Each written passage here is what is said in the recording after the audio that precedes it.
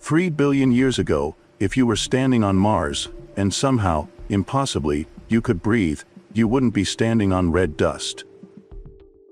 You'd be drowning. Mars had an ocean. A real ocean, deeper than the Arctic, wider than the Atlantic, covering nearly 20% of its entire surface. And then, in what planetary scientists describe as roughly 1 million years, a cosmic eye blink, every single drop of surface water vanished.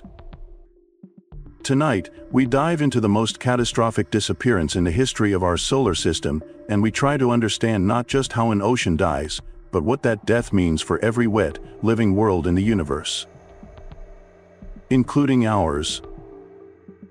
Actually, let me stop for a second and put that number into perspective, because when I first read the volume estimates for Mars's ancient ocean, I had to put the paper down and reread the paragraph 3 times. We're talking about approximately 20 million cubic kilometers of liquid water. Earth's entire Arctic Ocean holds about 18.75 million cubic kilometers. Mars, a planet half the diameter of Earth, a planet we have spent decades thinking of as the ultimate dead world, had more water per unit of surface area than Earth does today. That number fundamentally reshapes the story we tell about our solar system. So tonight, we're going to trace that ocean from its birth to its molecular destruction. We're going to follow the water through volcanic upheaval, through the death of a planetary magnetic field, through atomic-level processes that converted an entire ocean into rust and drifting hydrogen.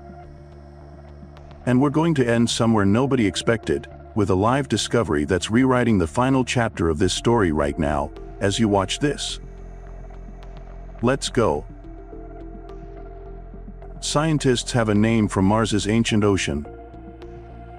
They call it Oceanus Borealis, and it covered the entire northern hemisphere lowlands, the region we now call Oceanus Borealis, that enormous flat plain that stretches across Mars's north. For a long time, the idea of a Martian ocean was treated as a romantic hypothesis. Now it's scientific consensus, backed by physical evidence that is genuinely difficult to argue with. The Mars Reconnaissance Orbiter has photographed and mapped ancient shoreline formations, terraced landforms at consistent elevations running for thousands of kilometers across the northern plains. These aren't interpretive, they're the same kind of features you'd expect to find if a body of water sat at a stable level for an extended period and then gradually retreated. You find analogs to these formations along the edges of ancient lakebeds in Utah, along the raised beaches of post-glacial Scandinavia. The physics that makes shorelines on Earth makes shorelines everywhere liquid water exists. And the ocean wasn't just sitting there, still and inert. There were currents. There were tides, driven by the gravitational interaction with Mars's moons. Phobos and Deimos were in different orbital positions then, but they existed. There may have been storms. The northern hemisphere of ancient Mars, from a satellite's perspective, would have looked disturbingly like Earth's North Polar Ocean, gray-blue water, possibly ice-margined, sitting beneath an atmosphere thick enough to generate weather. The southern hemisphere was different, a rugged, heavily cratered highland terrain, ancient even by Mars's standards, riddled with lakes sitting in impact basins. Individual lake systems connected by river networks that we can still trace today, preserved in rock that hasn't been recycled by plate tectonics, hasn't been erased. It's all still there. And here's where it gets truly hard to dismiss, the river systems. Valles Marineris is often described as a volcanic rift canyon, and that's partially true, but its tributary systems show unmistakable hydraulic erosion signatures. Water did that. Running water, carrying sediment over extended periods. Then there are the outflow channels, Ares Vallis, Causse Vallis, Maya Vallis. These aren't rivers in the gentle sense.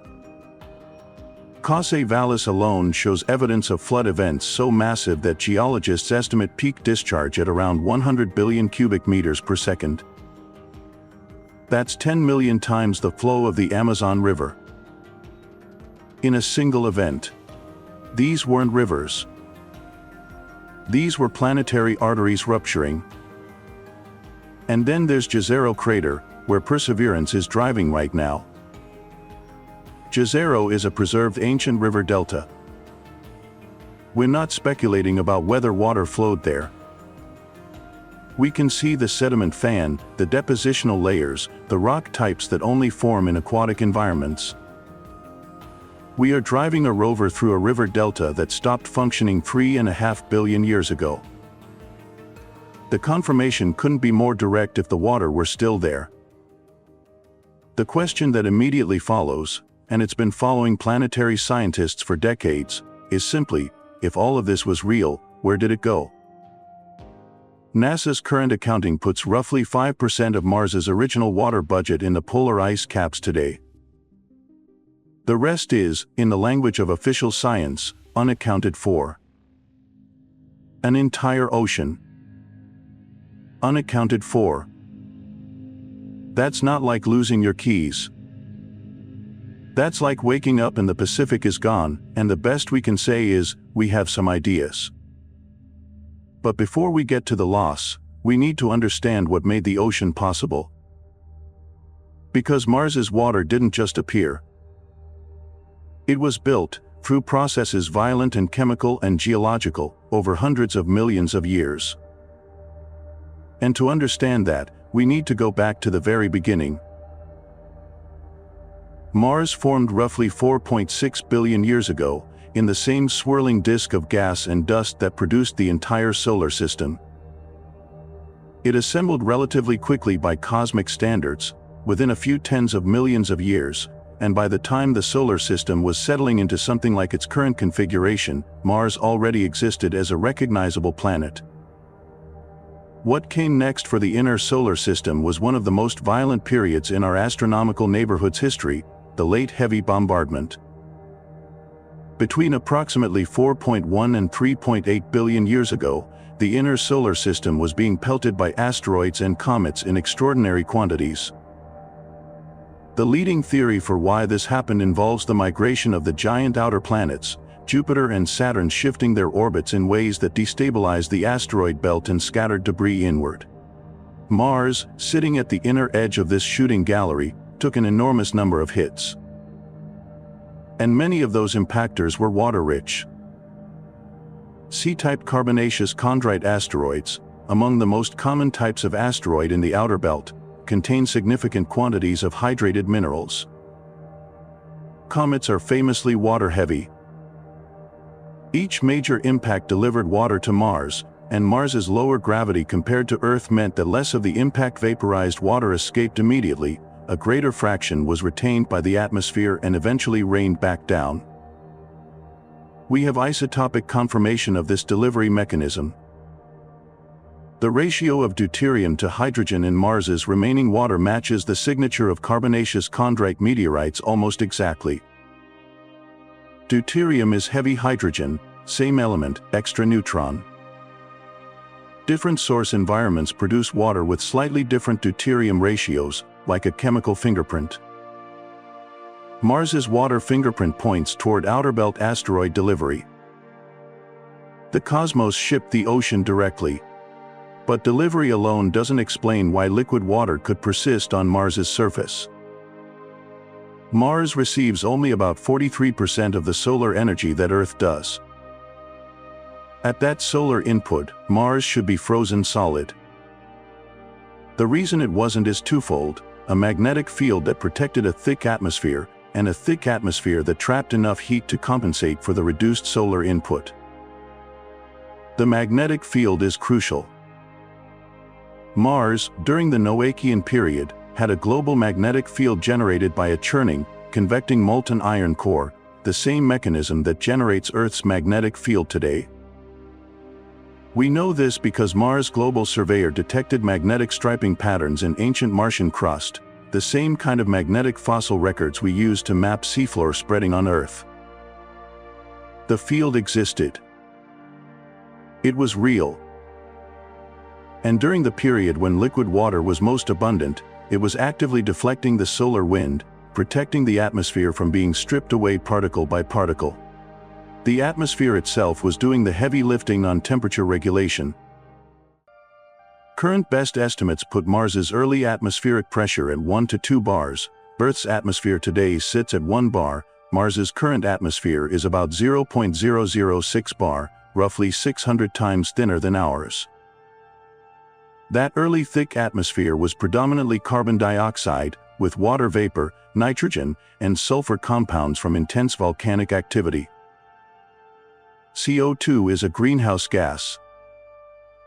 A CO2-rich atmosphere at 1 to 2 bars of pressure can trap enough solar energy to keep a planet warm enough for liquid water even at Mars's distance from the Sun. And the source of that CO2, and much of the atmospheric water vapor, was Mars's spectacular volcanic output. The Tharsis volcanic province, which we'll come back to in detail, was in full construction during the Noachian period. Volcanoes are not just landscape features, they're geological gas factories, outgassing enormous quantities of CO2, SO2, and water vapor directly into the atmosphere. Early Mars was volcanically hyperactive. The volcanoes were, in effect, keeping the planet alive, pumping the greenhouse gases that kept the temperature above freezing, that kept the water liquid, that kept the ocean from becoming an ice sheet. The habitability checklist for early Mars reads almost like a brochure. Liquid water, present, confirmed, abundant. Energy sources, volcanic heat, solar radiation, chemical gradients from hydrothermal systems.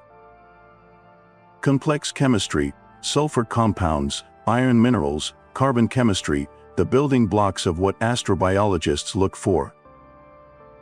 Stable enough environment, for hundreds of millions of years. Jezero crater in particular shows evidence of hydrothermal activity associated with its ancient lake, the precise combination of warm water and rich chemistry that marks some of the most productive biological environments on early Earth. Here's the part that sits with me: whatever was in Jezero crater 4 billion years ago, water, chemistry, heat, had somewhere between 300 million and 600 million years to do something. Life on Earth took roughly that long to get started after conditions stabilized. We don't know if the same thing happened on Mars. But the window was open long enough that we cannot confidently say it didn't. The death of Mars's magnetic field is the single most important geological event in Martian history. Everything that follows, every loss, every cascade, every feedback loop, traces back to this one failure. And understanding why it happened requires understanding something fundamental about planetary scale. Mars is smaller than Earth. About half the diameter, roughly 10% of the mass. That size difference sounds modest in percentage terms, but its consequences are profound. A smaller planet has a greater surface area to volume ratio than a larger one, meaning it loses interior heat faster, proportionally, than a larger body would. Earth has maintained a molten outer core and active magnetic field for 4.5 billion years because it's large enough to retain heat on that timescale. Mars simply wasn't.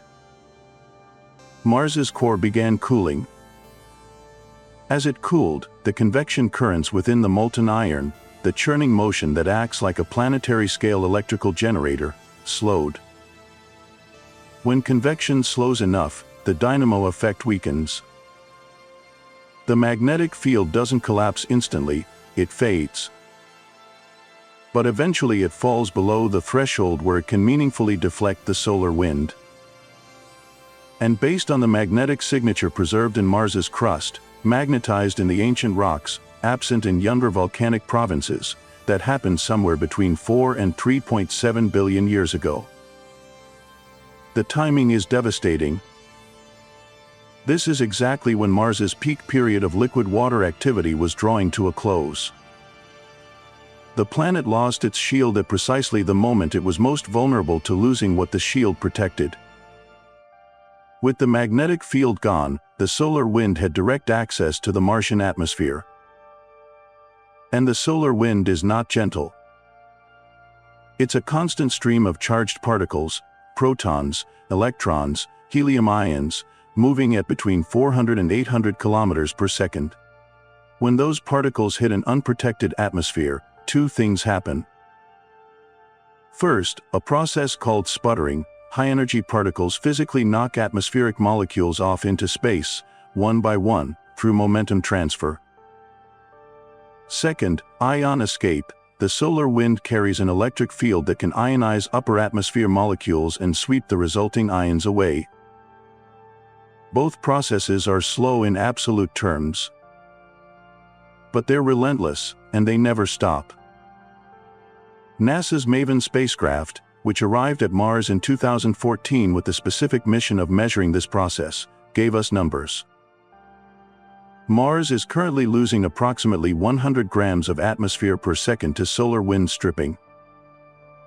100 grams per second sounds modest until you integrate it across billions of years and account for the fact that the ancient sun was dramatically more active than it is today. Solar storms, periods of intense particle emission, temporarily spike Mars's atmospheric loss rate by 10 to 20 times above baseline. The early sun was essentially in a permanent state of solar storm relative to its current behavior. MAVEN's principal investigator Bruce Jakosky framed it precisely: we can see the process happening right now. We're watching Mars die in slow motion. What followed the magnetic field's collapse was a feedback loop of destruction, and feedback loops are the most terrifying things in planetary science because they don't require new causes, they self-perpetuate. As the atmosphere thinned, the greenhouse effect weakened, and temperatures dropped. As temperatures dropped, CO2 began freezing out at the poles, pulling the primary greenhouse gas out of the atmosphere, thinning it further. As the atmosphere thinned further, ultraviolet radiation reached the surface directly, breaking down the chemical bonds that maintain a stable surface environment. And as temperatures and pressure both fell, liquid water at the surface became physically impossible. Water requires both adequate temperature and adequate atmospheric pressure to remain liquid. Remove either, and it either freezes or sublimates directly to vapor. A 2021 modeling study from the University of Arizona suggested that the transition from wet Mars to dry Mars may have occurred in under 1 million years. That's extraordinary. Earth's Grand Canyon took 5 to 6 million years to form. The entire Martian ocean disappeared faster than the Colorado River cut a canyon. This speed implies that the process wasn't just gradual stripping, something triggered an acceleration. The ancient sun's hyperactivity is the primary candidate. During solar maximum events, the stripping rate could have temporarily spiked high enough to create a runaway effect, where each increment of atmospheric loss made the next increment faster. Here's something that doesn't get enough attention in the standard story of Mars's water loss: the water didn't all go to space. A significant fraction of it went underground. And some of it is still there. As surface temperatures crashed, liquid water didn't simply evaporate and escape. Much of it froze, locking into the subsurface rock as permafrost, as ice-filled pores and fractures in the crust, forming what planetary scientists call the cryosphere. This is the same process that creates permafrost in Siberia and northern Canada, water-saturated ground that freezes solid and stays that way as long as temperatures remain low enough. Mars's cryosphere, at its peak, is estimated to have been kilometers thick, a global shell of ice-bearing rock wrapping the entire planet beneath its surface. The Sharad and Marsy's radar instruments, aboard the Mars Reconnaissance Orbiter and ESA's Mars Express respectively, have mapped this ice. They've detected ice-rich deposits extending 1.5 to 2 kilometers below the surface in some regions. The polar ice caps, which you can see in photographs of Mars's poles, contain enough water ice to cover the entire planet in a 35-meter deep global ocean if melted. That's not a trace amount. That's a substantial reservoir, still accessible, still present. But in July 2018, a team of Italian researchers published findings in Science that sent genuine shockwaves through the astrobiology community. Using the Marsy's radar instrument on Mars Express, they detected a radar signature 1.5 kilometers beneath the South Polar ice cap consistent with a body of liquid water approximately 20 kilometers across. Not ice. Liquid. A subglacial lake, kept liquid despite temperatures of around -68 degrees Celsius by high concentrations of dissolved salts, primarily perchlorates and magnesium sulfate, which dramatically depress water's freezing point. This was the kind of discovery that causes people to stop reading and call someone. Then in 2020, a follow-up analysis found not one lake, but potentially 3 additional ones nearby. A subglacial system. The debate immediately intensified. A 2021 counterargument from Cornell University proposed that the radar signature might be explained by CO2 ice or specific clay mineral compositions rather than liquid water.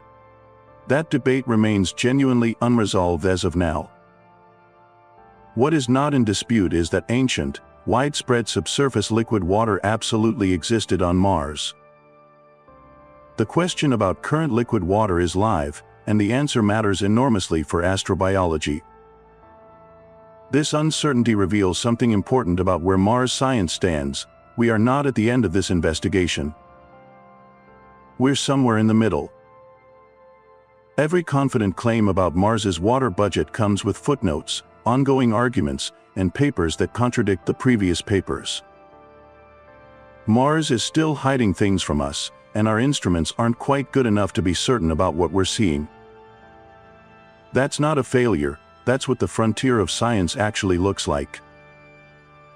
Now here's the question of where the underground water went when it wasn't staying underground. The answer involves 2 mechanisms. First, volcanic activity was the underground water's keeper. The geothermal heat flux from Tharsis and other volcanic systems kept subsurface liquid water from freezing completely. As Mars's volcanism declined after about 3.5 billion years ago, geothermal heat dropped, and increasingly large portions of subsurface liquid water froze solid into the cryosphere. Freezing isn't losing, it's storing. The real loss came when that stored ice was disturbed. Giant impact events are the primary disturbance mechanism.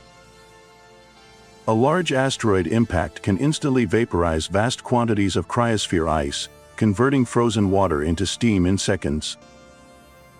But the atmosphere, by that point too thin to hold water vapor at high pressures, couldn't retain it.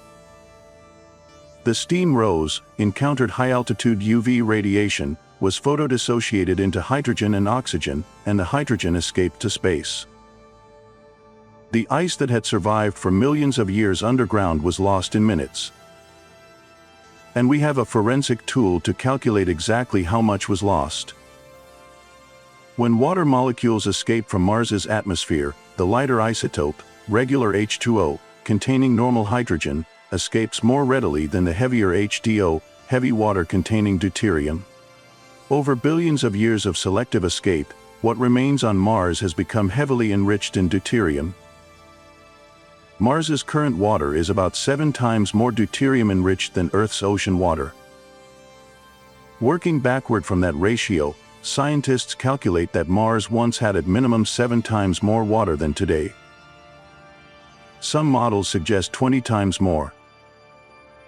The physics of isotope fractionation is Mars's permanent record of its own crime against itself. It cannot hide what the escape velocity of hydrogen atoms reveals. If we're going to understand the specific mechanism that turned an ocean into rust and gas, we need to talk about a place called the Tharsis Bulge, and we need to appreciate just how staggering it is.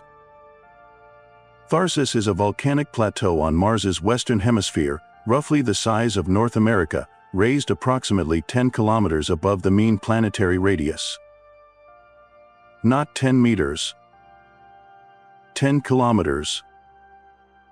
It contains 3 of the largest shield volcanoes in the solar system, Ascrius Mons, Pavonis Mons, and Arsia Mons, each of which dwarfs anything on Earth. On Tharsis's northwestern flank sits Olympus Mons, 21 kilometers tall, 600 kilometers across, covering an area roughly the size of France, with shield slopes so gentle that standing on its surface you wouldn't know you were on a volcano. The summit is in the exosphere. The base is so wide that the far edge is over the horizon before you can see it from the center. Tharsis isn't just a landscape feature. It's a mass anomaly, a concentration of material so large it distorted Mars's gravity field measurably. And a 2016 paper in Nature, authored by Matsuyama and colleagues, argued that this mass concentration caused something called true polar wander on Mars. True polar wander is different from magnetic pole reversal. It's when a massive surface feature causes a planet's actual spin axis to physically shift relative to its crust. The whole planet reorients around the new mass distribution.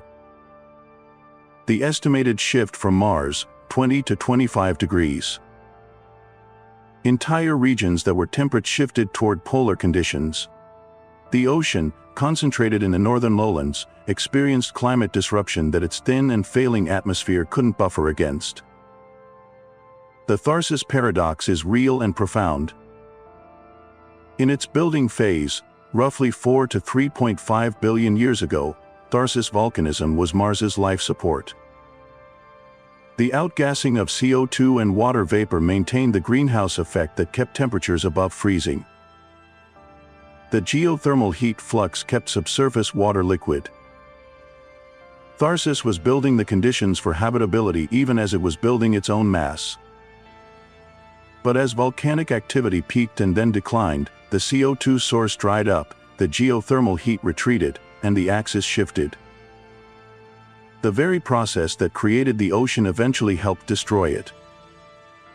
This is what scientists call the Tharsis paradox, and it's one of those things that makes Mars's history feel almost tragic in its structure, a planet whose greatest geological feature was simultaneously the source of its brief flowering and the accelerant of its death. As the climate destabilized and the cryosphere became thermally stressed, the water found violent exits.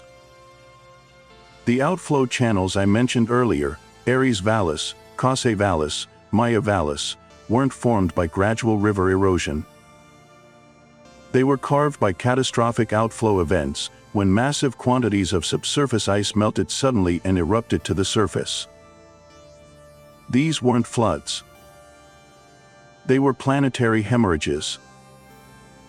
Causse Vallis's estimated peak discharge, 100 billion cubic meters per second. The Grand Canyon's Colorado River, at peak flow, moves about 3,000 cubic meters per second. This was not gradual. This was violent, sudden, and irreversible. But the tragedy of those outflow events is that instead of replenishing the ocean, the water mostly flash vaporized. The atmosphere was already too thin to maintain the pressure needed to keep liquid water stable at scale. The floods hit a surface where conditions had changed, converted to vapor, rose into an atmosphere that couldn't hold them, and were dissociated and lost. Water that had been locked underground for millions of years, preserved in ice, was destroyed in hours. Then came the dust. As surface water disappeared, exposed rock weathered to fine particulate. Global dust storms became possible, and Mars is now famous for them. In 2018, a dust storm enveloped the entire planet for months, ending the Opportunity rover mission.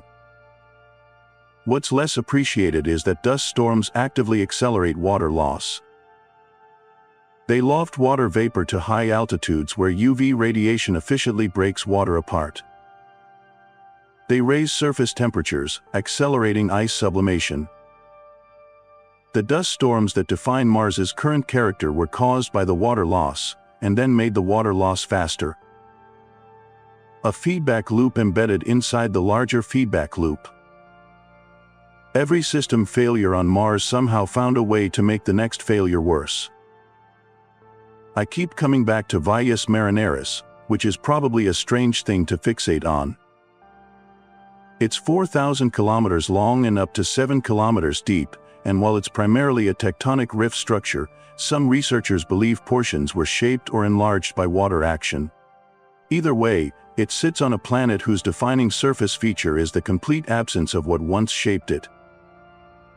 The scale of Mars's geological record, and the scale of what was lost, makes the Grand Canyon look like a footnote.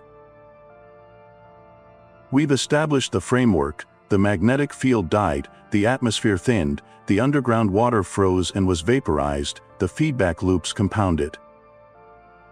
But we haven't yet addressed the specific molecular mechanism that converted an ocean into atoms of hydrogen floating through space. That mechanism is called photodissociation, and once you understand it, the red color of Mars takes on a completely different meaning. Water is H2O, two hydrogen atoms bonded to one oxygen atom.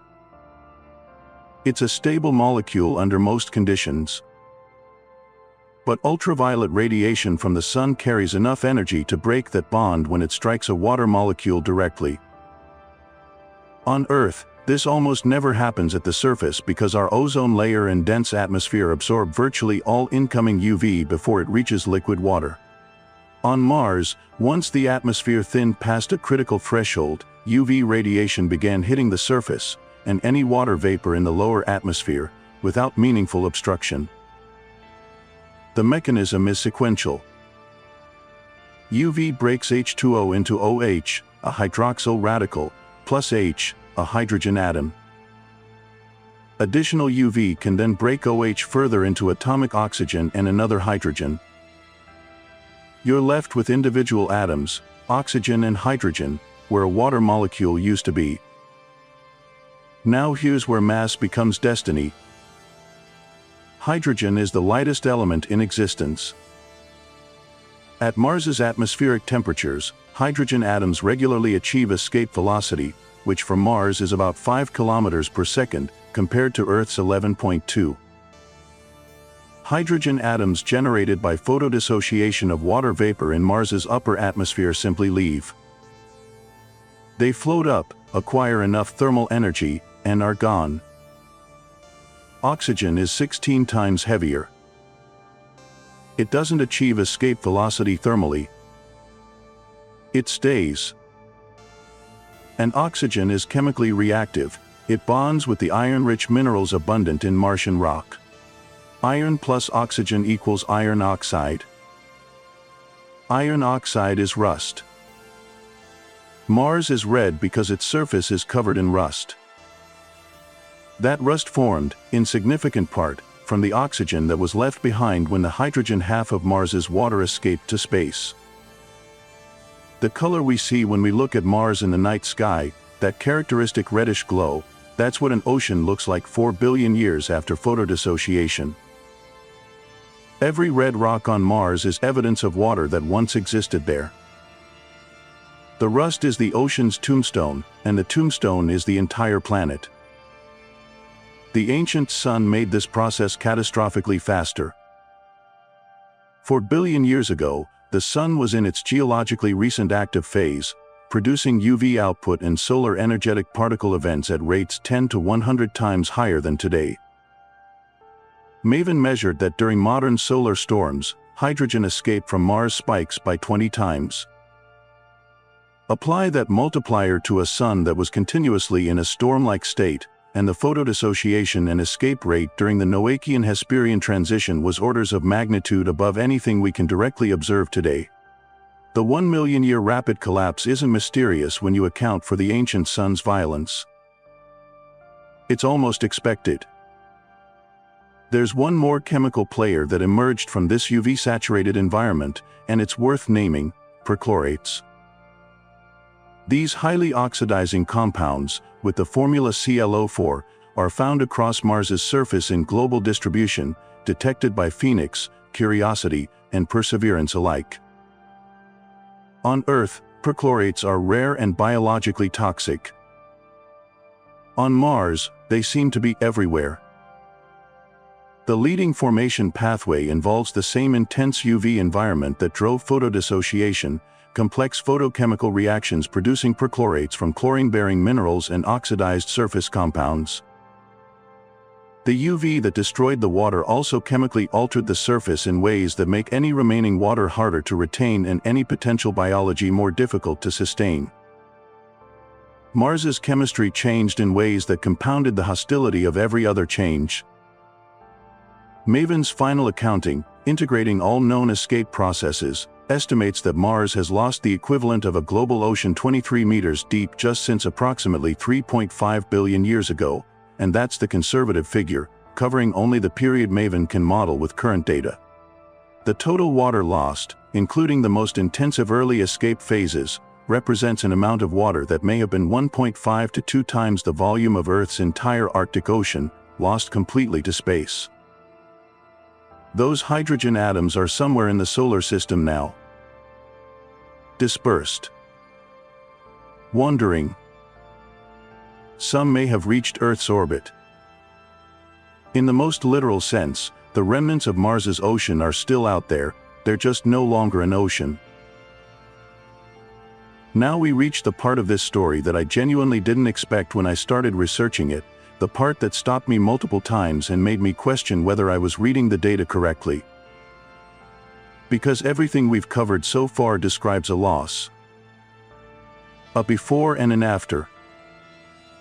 A world that had water and then didn't. But the timeline of Mars's water, when you put it next to the timeline of life's origin on Earth, produces a coincidence so significant that it has become one of the most actively debated questions in all of astrobiology. Mars had abundant liquid water from approximately 4.1 to 3.5 billion years ago. Life on Earth, the oldest confirmed evidence, the stromatolites found in Greenland's Isua Formation, dates to approximately 3.7 billion years ago. Possible chemical biosignatures push that estimate back toward 4.1 billion years. These windows overlap by somewhere between 400 and 600 million years. This is not a small overlap. 400 million years is the time between Earth's first fish and right now. Complex multicellular life, the Cambrian explosion, every vertebrate that has ever existed on this planet, all of that happened within a 400 million year window. If life on Earth can go from nothing to fish in that time, then the 400 to 600 million year overlap between Mars's habitable window and life's origin on Earth is more than sufficient. Whatever conditions triggered the origin of life, whatever chemistry, whatever temperature, whatever combination of catalysts, those conditions existed on both planets at the same time. The Martian meteorite ALH 84001, found in Antarctica in 1984 and confirmed as Martian via trapped atmospheric gases, became famous in 1996 when NASA scientists announced the discovery of possible microfossil structures inside it. President Clinton made a national address. The claim has been contested and remains unresolved. Most researchers today consider the structures more likely to be abiotic artifacts than biological remains. But the significance of ALH 84001 extends beyond the microfossil debate. The meteorite itself demonstrates that Mars and Earth have been exchanging material for billions of years.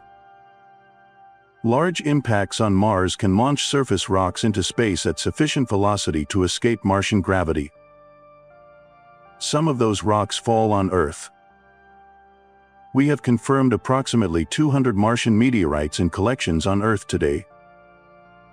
If Mars ever had life, even microbial, even simple, and if that life was hardy enough to survive the journey through space, we know Earth microorganisms can survive exposure to the vacuum of space for extended periods in dormant states, then it could have traveled to Earth. The hypothesis has a name, lithopanspermia. We could be looking at Martian-derived biology. This is not fringe science. It is a legitimate, peer-reviewed hypothesis discussed in mainstream astrobiology journals, and it is unresolved. I want to be upfront with you about something. I've reread the Perseverance organic compound papers several times trying to find the thing that makes the results less significant than they appear. I haven't found it yet. In July 2023, Perseverance collected core samples from the ancient river delta in Jezero crater, from water-deposited sedimentary rock that formed when the lake was active. The analysis detected complex aromatic organic compounds, thiophenes, benzene derivatives, other carbon ring structures whose formation pathways are not easily explained by purely geological processes in the context of water-deposited sediment. This is not a confirmation of life. But it is the most compelling chemical signal from Mars we have ever found, and it was found in exactly the kind of environment, ancient, water-worked, chemically rich, where astrobiologists would go looking. Those samples are being preserved. The Mars Sample Return mission, currently planned for the early 2030s, will bring them to Earth, where every analytical tool we have will be applied to them. We are approximately 10 years from a definitive answer to a question that is 4 billion years old. The next decade in Mars science may be the most consequential in the history of the field. And there's a cosmic dimension here that goes beyond Mars itself. Mars's story is not just local.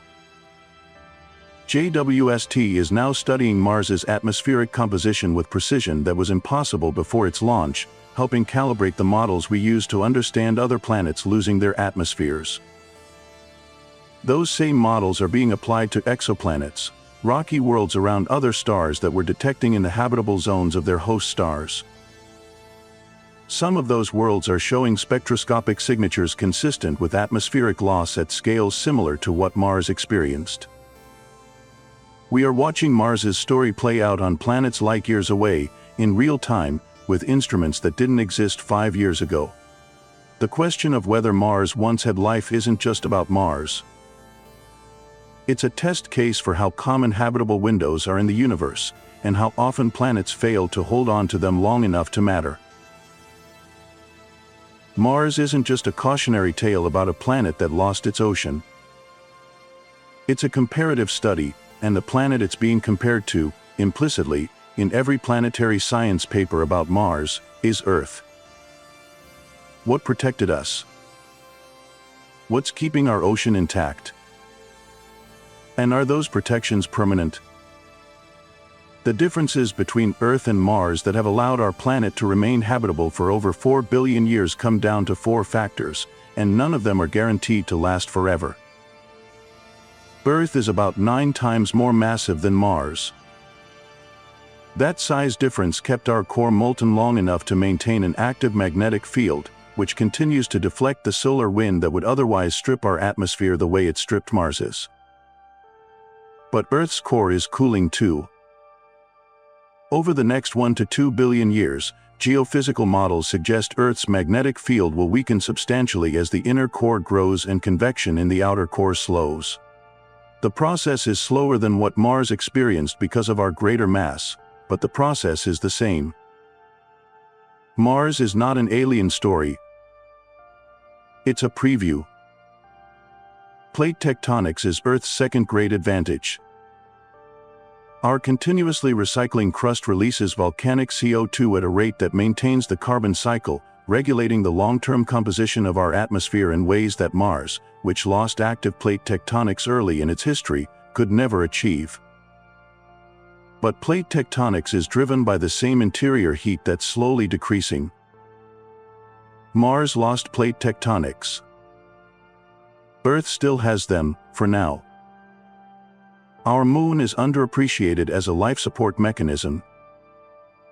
Its gravitational stabilizing effect keeps Earth's axial tilt within a narrow range, roughly plus or minus 2.4 degrees over long timescales. Mars has no large stabilizing moon. Its axial tilt has swung chaotically between approximately 0 and 60 degrees over millions of years. Those swings alone cause massive climate instability, shifting the distribution of ice and the patterns of atmospheric circulation in ways that would devastate any surface water budget. The moon that you can see from your window isn't just beautiful. It's part of why liquid water has persisted here for 4 billion years. And then there's something Mars didn't have, and this is the most speculative but also the most profound difference. Earth has life. Life isn't passive. Photosynthetic organisms have fundamentally altered Earth's atmospheric chemistry, producing the oxygen that created our ozone layer, cycling carbon on planetary timescales, influencing cloud formation, affecting rates of rock weathering. Life on Earth has modified its own planetary environment in ways that helped maintain habitability. Mars, if it had life at all, apparently lost it before it could scale to planetary influence. The system collapsed before biology could build a buffer. I'll be honest, I didn't plan for this video to arrive here. I thought it would stay comfortably in the deep past, in billion-year timescales that feel safely remote.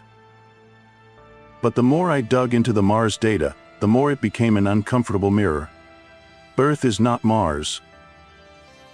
The differences are real and they matter enormously.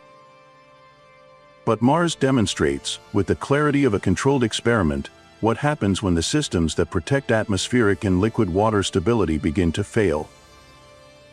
The lesson isn't that we're doomed. The lesson is that these systems are not permanent features of planets. They're conditions that persist until they don't, and the transition between persisting and not persisting can be remarkably fast. After all of that loss, the magnetic field, the atmosphere, the surface water, the underground reservoirs, what actually remains? More than you might expect. Mars's North Polar residual cap is primarily water ice, and its volume is estimated at approximately 1.2 million cubic kilometers. That's enough water to cover Mars in a layer 5.6 meters deep. The South Polar cap is a mixture of water ice and CO2 ice. Both caps grow and shrink seasonally. Mars has an active, if frozen, water cycle. The ice is photographed, mapped, confirmed. It's not going anywhere on any timescale relevant to human planning. Beyond the poles, SHARAD radar surveys have revealed subsurface ice at mid-latitudes, not polar regions, but at latitudes where solar power is more accessible and temperatures are more workable for human operations. Utopia Planitia, where Viking 2 landed, sits above ice-rich deposits estimated to extend between 80 and 170 meters deep, covering an area larger than New Mexico. A 2019 study estimated that mid-latitude subsurface ice deposits could contain 3 times the water volume of the visible polar caps combined. The cryosphere is not a trace amount. It's a substantial resource, and it's the water supply for any future human presence on Mars. The recurring slope lineae, dark streaks appearing seasonally on steep Martian slopes, generated intense excitement when first characterized in 2011, with a 2015 analysis in Nature Geoscience suggesting hydrated salts and possible briny liquid seepage. That interpretation has since been largely recast. Most researchers now lean toward dry granular flows as the primary explanation for most RSLs, though the question isn't fully closed for all observed cases. The pattern of investigation, initial excitement, subsequent skepticism, ongoing debate, is characteristic of Mars science and reflects how genuinely difficult it is to interpret remote sensing data at planetary distances. For human exploration, the subsurface ice isn't just scientifically interesting, it's logistically essential. SpaceX's Mars architecture, and essentially every credible human Mars mission plan, depends on in-situ resource utilization of Martian water. MOXIE, an instrument aboard Perseverance, successfully produced oxygen from Martian CO2 in 2021, a direct proof of concept for making breathable air and rocket oxidizer from what Mars has available. The next step is water extraction from subsurface ice, demonstration missions for which are planned in the coming decade. There's something quietly striking about this. The ice sitting in Mars's polar caps and subsurface deposits may consist of water molecules that were part of Oceanus Borealis 4 billion years ago. The same water, changed in form, waiting. And the plan is to use that water to support the first humans to ever stand on Mars. The ocean that Mars lost will be the resource that allows us to survive there. The water that was destroyed will, in some molecular sense, come back to life in the hands of whoever steps out of the first landed spacecraft. Let me bring this together, because the story we've traveled through is long and it deserves a synthesis. Mars is not a failed planet. It's an archive. Its lack of plate tectonics, the geological process that erases Earth's early history, means that Mars's ancient crust is preserved and readable. The Noachian rocks that Perseverance is sampling are 4 billion years old and chemically intact. Earth's oldest exposed rocks are roughly 4 billion years old but have been metamorphosed beyond recognition by billions of years of geological recycling. Mars kept the records. Mars is the memory that Earth lost. When we read the ancient chemistry of Mars, in its shorelines, its delta sediments, its isotope ratios, its organic compounds, we're reading the early history of the inner solar system in a way Earth can no longer offer. When the Mars Sample Return mission delivers its sample tubes to Earth sometime in the 2030s, the scientific content of those tubes may resolve questions not just about Mars's past, but about how life begins on rocky planets in general. Every Mars water study advances our ability to model exoplanet habitability. Every MAVEN data point improves our atmospheric escape models, which we then apply to characterizing potentially habitable exoplanets detected by JWST. Every Perseverance sample tells us something about the chemistry of wet, warm rocky planets in the inner solar system during the epoch when life was emerging. Mars's story is not a local story, and the orbit of this entire journey comes back to one image. 3 billion years ago, an ocean.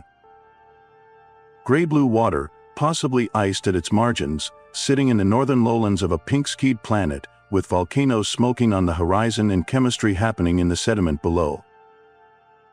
Whatever was there, if anything was there, had no idea what was coming. The water didn't disappear in a catastrophe. It left through 1,000 small exits, atom by atom, molecule by molecule, one solar storm at a time, one photodissociation event at a time, one ice sublimation at a time. The ocean became rust. It became polar ice. It became hydrogen dispersed through the solar system.